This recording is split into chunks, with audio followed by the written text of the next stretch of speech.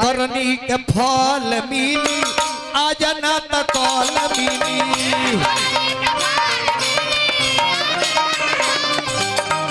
करनी के फल मिली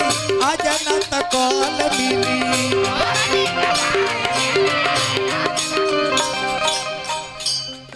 देखिए निर्मला जी मदन बाबू छोट भाई हैं हमारा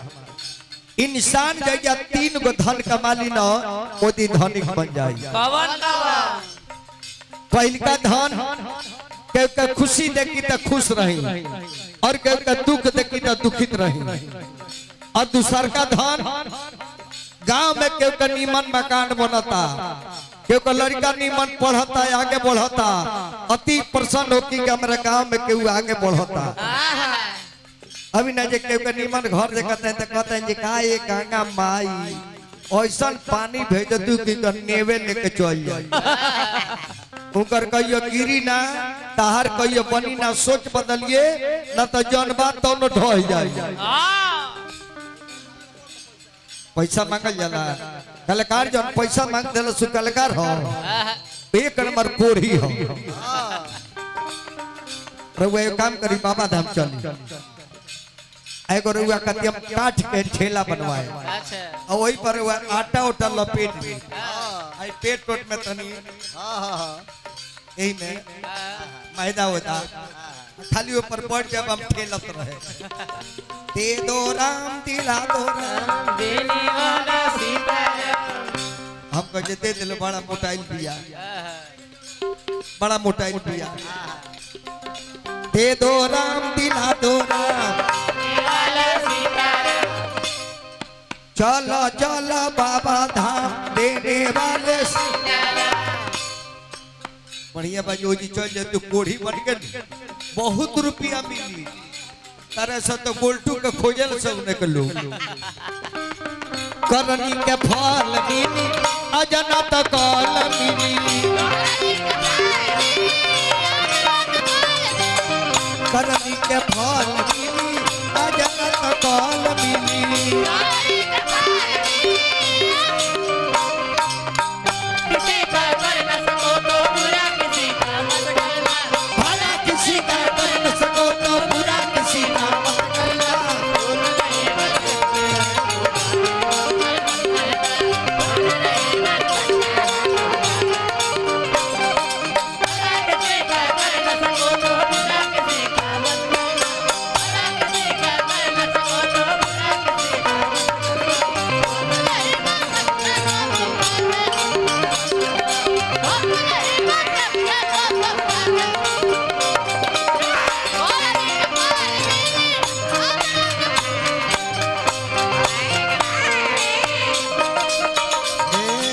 आराम से बत्ती आई कहीं सही बेल कहीं बत्ती आई कहीं सही बोबज बेल कहीं तब सिर फल मिली अजना तो कल मिली तब सिर फल मिली अजना तो कल मिली।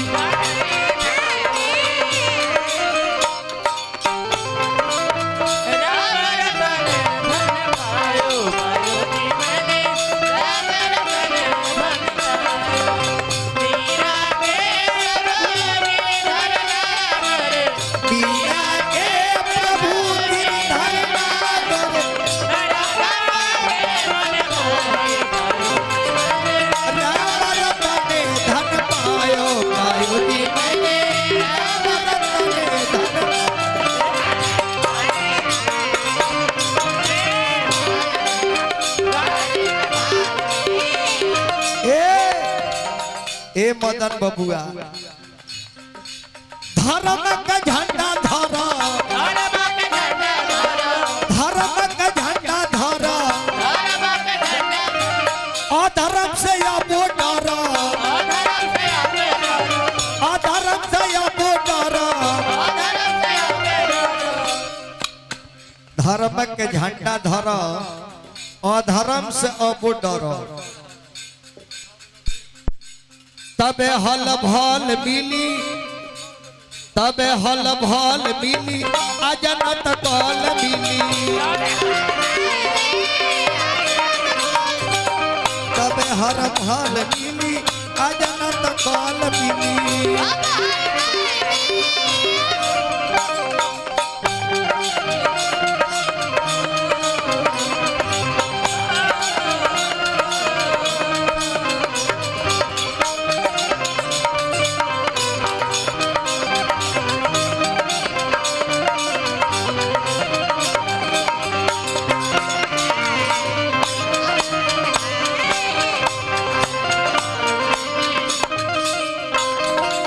संतरा बा कहले विजेंदर गाई सुन संग दिल लगाई लड़की के चाचा श्री राकेश गिरी जी और प्रेमचंद गिरी जी 100 रुपया विवेक गिरी जी 100 रुपया धर्मेंद्र राय जी 100 रुपया संदेश गिरी जी राहीपुर 100 रुपया सबके अभिनंदन स्वागत और लड़की सदा पढ़ लिख के विद्वान बने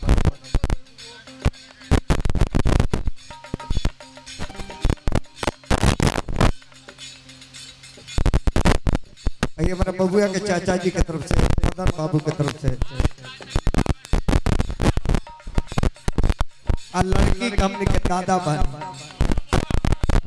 लड़की के हम दादा बनी लड़की का महादेव से निवेदन करो वो बच्ची पढ़ लिख के IAS IPS बने के हमने के समाज के नाम रोशन करे और है मनीषा राज के तरफ से 100 रुपया पुरस्कार वो जहाँ रहस बना रह स्वस्थ रहस मस्त रह कहता विजेंदर गाई सुन संग दिल लगाई तबे नु महल मिली तब हैसन मिली जब दूसरा के देख के खुशी हो तब तारा खुशियों के मौका मिली अरे तबे नु महल मिली अरे आजा ना तो कॉल मिली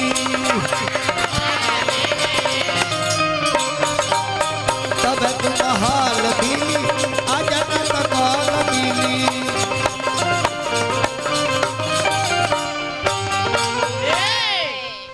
एगो सोहर आ गई बाबू सोहर का पहले श्रीमती निर्मला जी से बड़ी आनंद आयल बड़ी नीक लागल का पांजा ओजा में धैली हो हमरो के पंजियौली हो जगन्नाथवा पर नजर मत लगा यह जगन्नाथवा हो कतना लोग के ले गई कतना घर खैलो एगो पंडित जी के खैलस तो रुए ना जाबो धनंजय के खैलस तो दूसरे व्यवस्था में लाग गई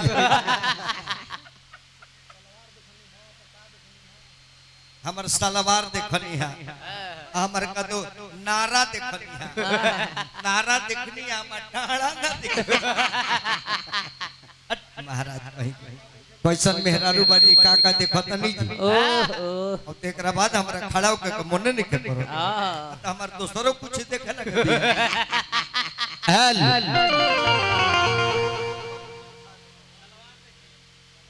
बड़े भाग मानुस्तन पावा सूर्य दुर्लभ सदगन तही गावा ई कलयुग है कलयुग केवल नाम धारा सुमरी सुमरी बहुत रही नहीं कलि कर्म न धर्म विवेकु राम नाम अवलंबन एकु जो मुख राम नहीं नाम जो मुख राम नाम नहीं आवा असो मुख ब्रह्मा व्यर्थ बनावा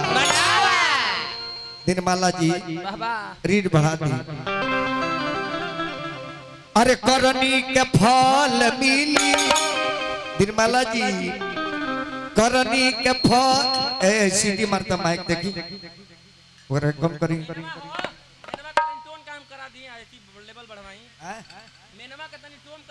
मेनवा में के टेबल कम कर लेवल बढ़ा मदन बाबू